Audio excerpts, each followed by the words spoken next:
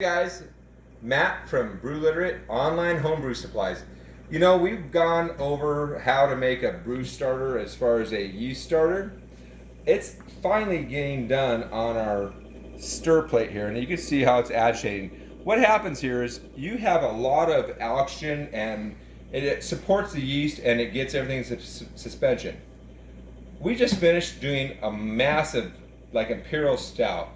So the reason we did this is because we can get the yeast stronger, and we could also increase the yeast yield so we can make 10 gallons instead of 5 gallons with the same batch of yeast. Here's a great tip. I have a rare earth magnet right here.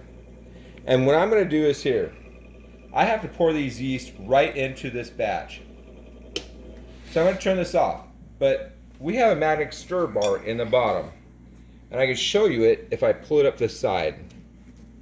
We don't want that turning into our wine or beer or cider or whatever we're making.